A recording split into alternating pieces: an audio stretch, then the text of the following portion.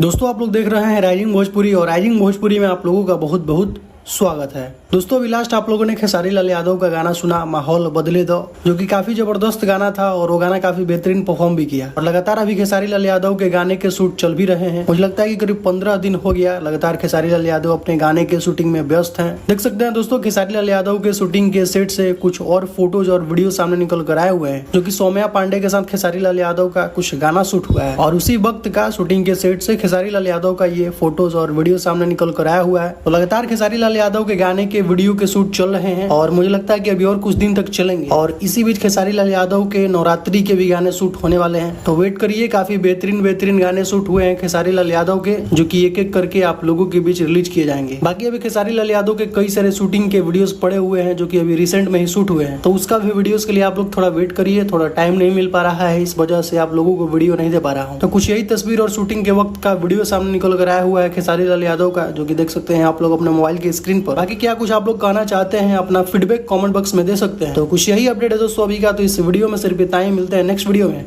Thank you so much.